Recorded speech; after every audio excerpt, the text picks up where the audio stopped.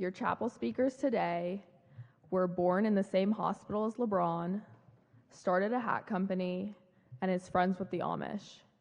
Your first chapel speaker is Elina Nguyen, your second chapel speaker is Robert Ellsworth, and your third chapel speaker is Jenna Vertefeuille. Enjoy.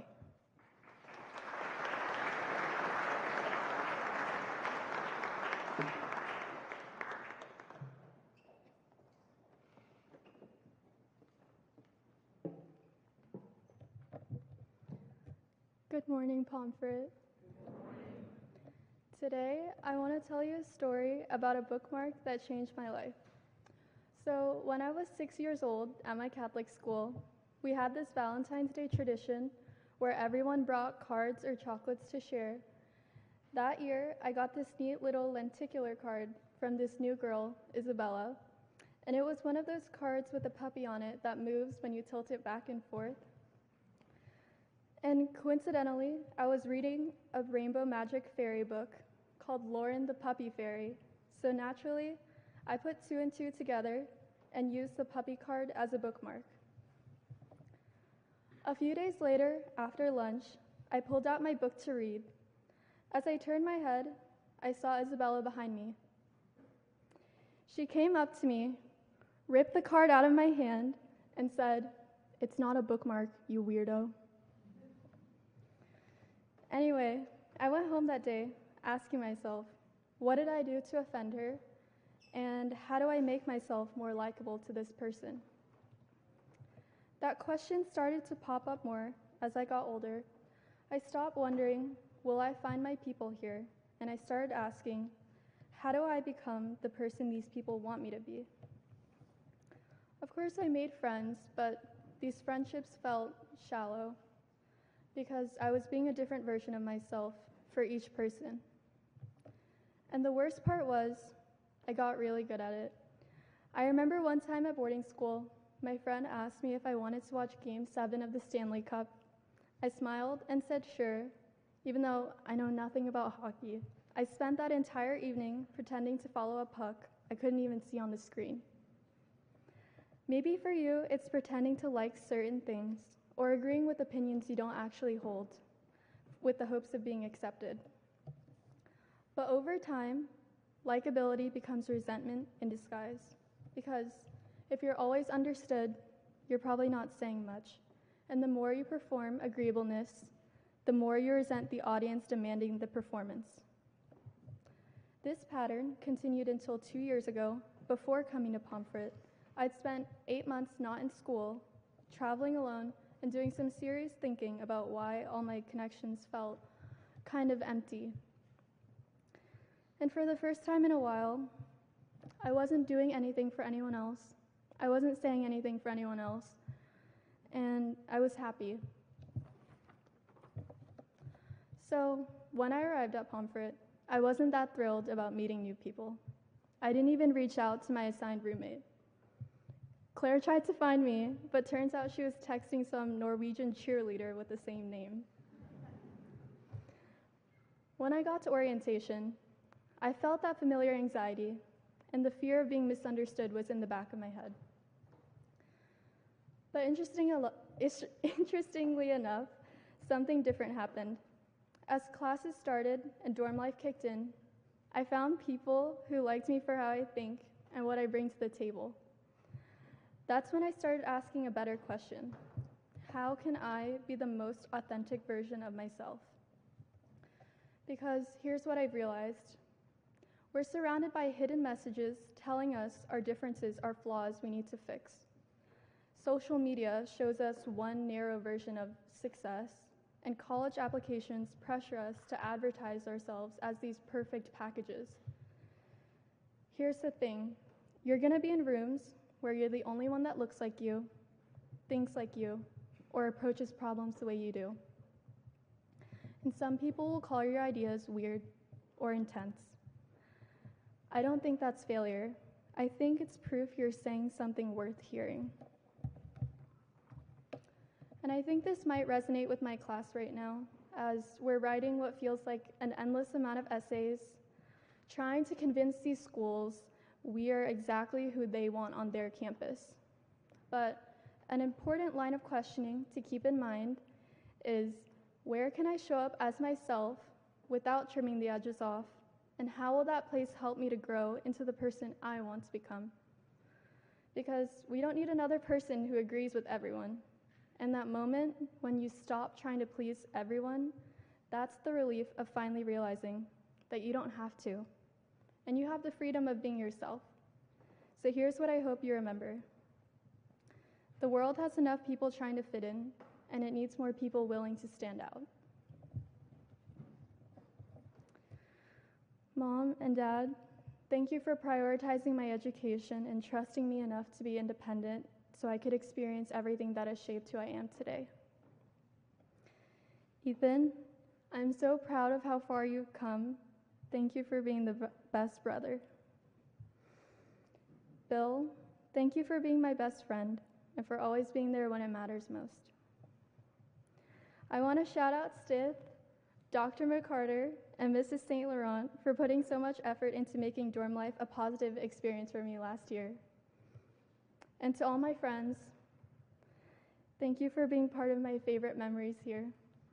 My name is Elina Nguyen, and I'm a 2-year senior on the Hilltop. Thank you, Pomfret.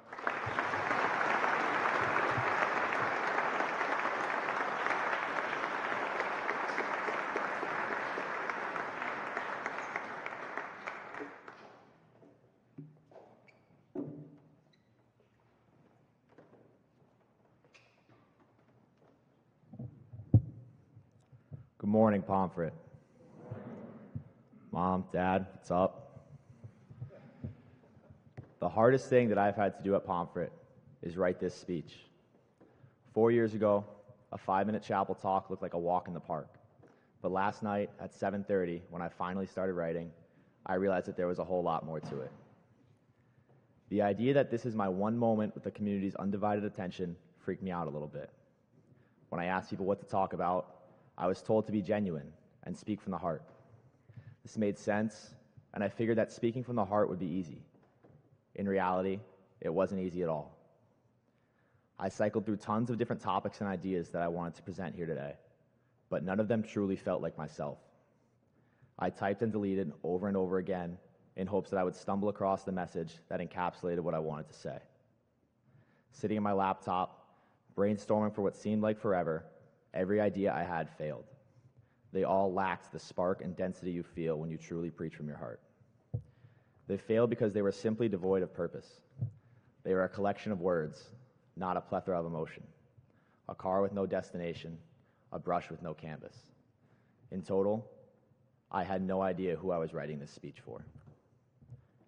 I wrote what I thought everyone else would like, compared myself to chapel speeches from years past, and tried to replicate. I chose the safest themes and the blandest delivery that I could think of, because the thought of my speech being seen as bad took over my head. I wrote for everyone but myself. The advice, be genuine, was the least genuine advice I could have gotten. This word genuine is often overused and thrown around. We're told to be genuine, not how to be genuine. As high school students, we are inherently ingenuine. We care about what others think, and we shape ourselves into something we aren't. A more refined version of be genuine is be honest, and honestly be yourself. The depth of being genuine is far deeper than it seems from the outside. It challenges your faith in yourself and the image of who you want to be. To be yourself and to truly be genuine in today's world is much harder than we give credit. But it's a hardship we should all be willing to overcome. Too many times, I have left myself regretting missed opportunities, holding myself back. This has been a part of my life forever now. It's become part of my character, creating all but healthy habits. I hyperfixate on myself, my appearance, my word choice, the way I swing a baseball bat. The slightest originality sends everything off balance, and I over-exaggerate every possible difference. I view every mishap through a magnifying glass. A slightly stained shirt has the ability to ruin my day. Athletically, it's even easier for these mistakes to take over a moment. This compound effect that I've fallen victim to far too many times is prevalent in all situations.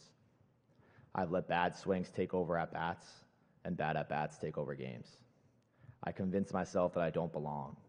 I've programmed myself to believe that I can't stick out because if I do, it's for all the wrong reasons. That I have to fit in, no matter how much of myself I have to withhold to do so. This desire to fit in and belong has held me back from getting the most out of my Pomfret experience. So often, I found myself chasing the ideas of what I thought was cool. I've skipped countless events, convinced that I was too cool for stuff like square dancing. Turns out I'm definitely not. It is so much more fulfilling to stop fixating on what's seen as cool and allow yourself to be who you want to be and do what you want to do. Through all these thoughts, I now stand behind St. George in the beautiful Clark Chapel, and I couldn't possibly stick out more. Here on the podium, I'm on my own with nowhere to hide, providing the most genuine representation of myself I could think of.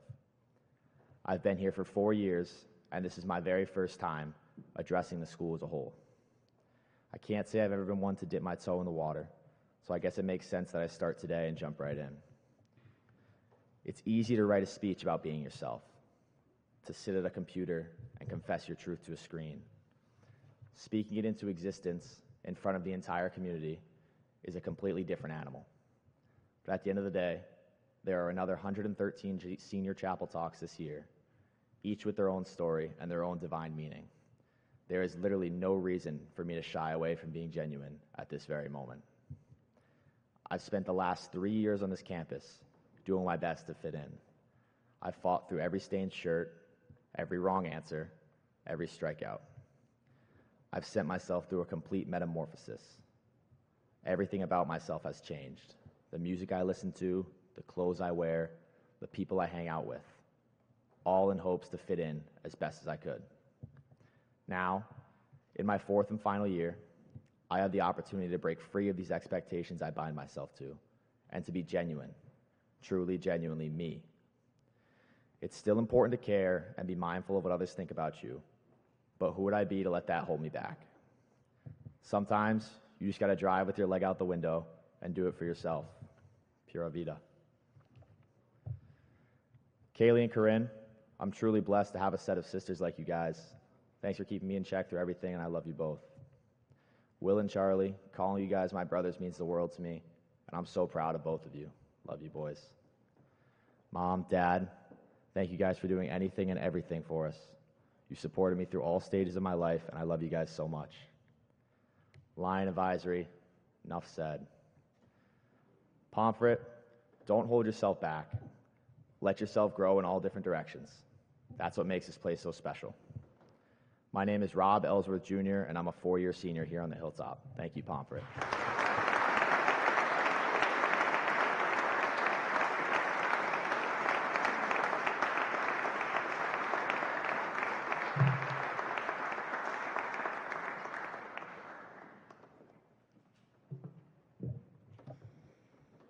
Good morning, Pomfret.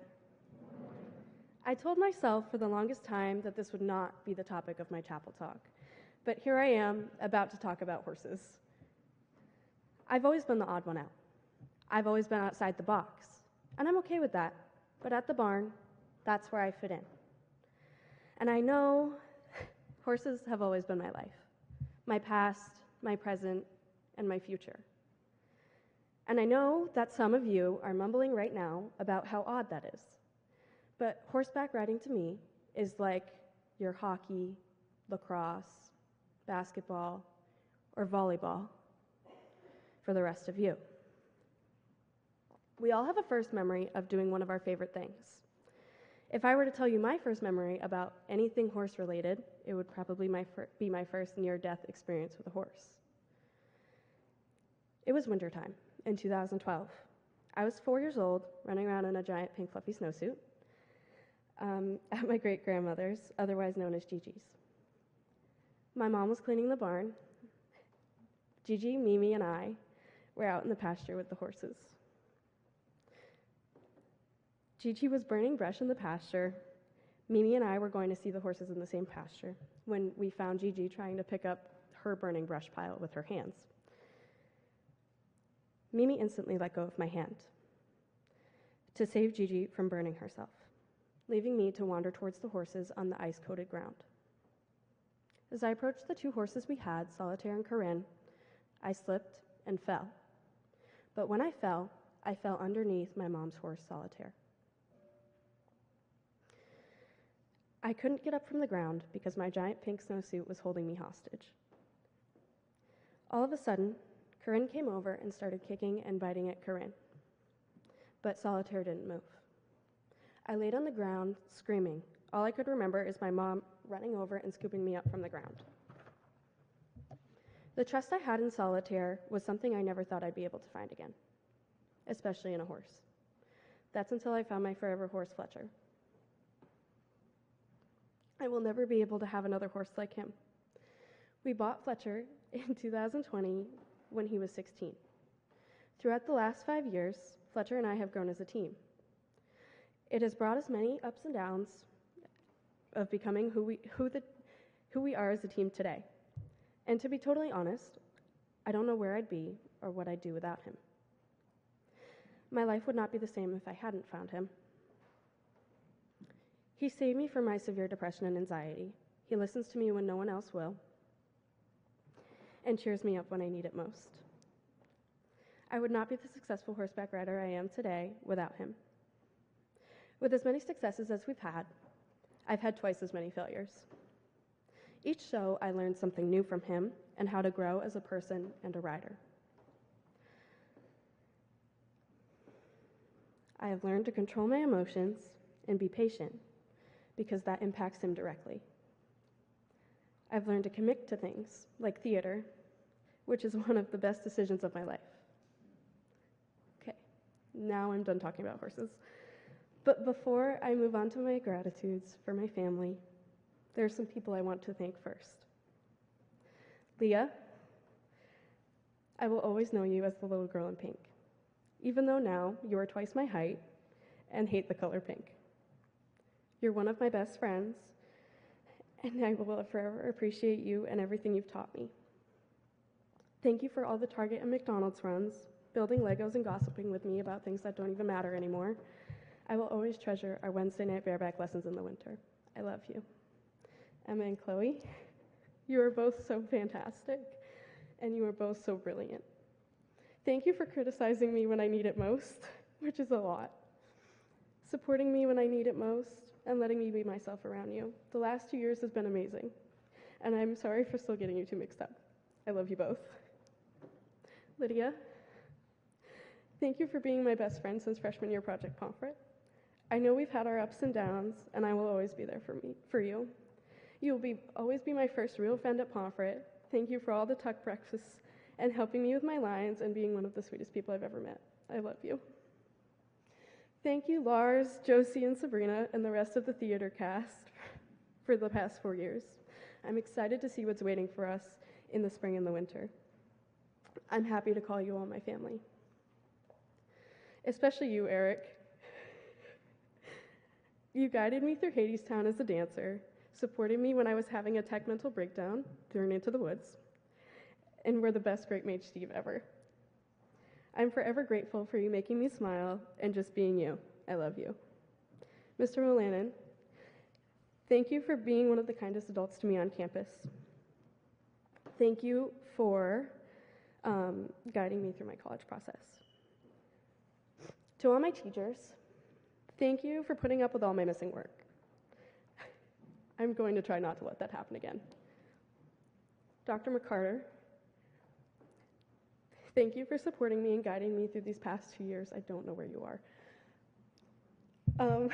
Thank you for supporting and guiding me through the last 2 years. You are an amazing person, and I love you. Thank you for everything. Miss Jolly, Mr. Freegee, and Moses, you have genuinely been the best advisors I could ever ask for. I appreciate you all and everything you've done for me. Mo, thank you for showing me your workshop and telling me about your day during advisory dinner. Thank you to the whole advisory. Mr. Lamb, thank you for teaching me the art of theater. Thank you for letting me be my true, authentic self. I would not be as in love with theater if you didn't show me everything about it. Grandma, thank you for being my gossip partner and my personal Uber driver before I had my license. I'm going to miss those talks. Mimi, thank you for being you and showing me how to be confident and proud, and for creating such a wonderful family environment. You've shown me how to love people even when it's hard, and everything you've sacrificed for me, and I love you.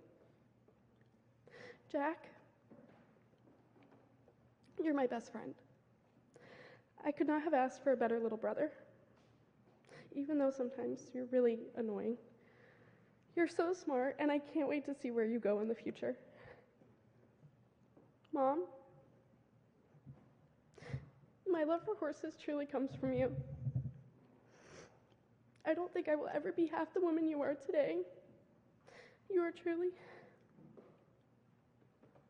I'm sorry for getting into arguments with you, and I love you forever. Dad, you are a truly fantastic human being. I would absolutely not be at Pomfret nor the person I am today if you weren't my dad.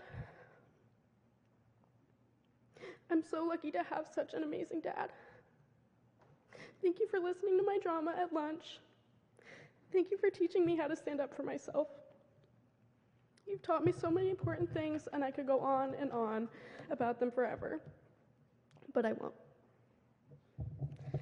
My name is Jenna Vertefeuille, and I'm a 4-year senior here on the Hilltop. Thank you, Pomfret.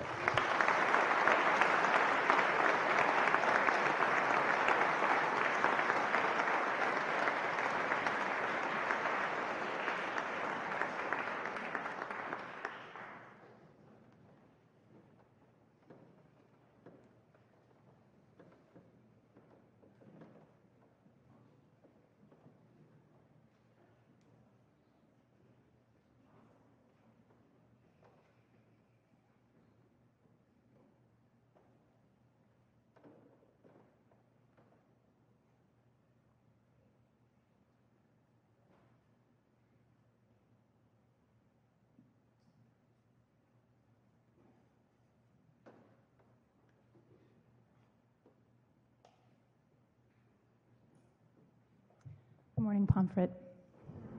I want to say a huge thank you to our senior speakers, to Elina and Rob and Jenna for telling us a little bit about how to be the best version of yourselves and who you truly are. So I want to say thank you for that. In a less serious moment, I'd like to address last week's donut gate that came up here in chapel as I made an announcement about donuts. We're going to be leaving in just a moment. Apparently I had some controversial remarks as part of that. I see some nods from our seniors. After we exit the chapel and have an opportunity to thank our senior speakers for their words today, there will be donuts for seniors in my office. I will be holding a box aside for our senior speakers, and if and only if after that point in time we have some left, I'd be happy to see some other members of our community. So thank you very much. With gratitude to our senior speakers, would you please lead us out of the chapel?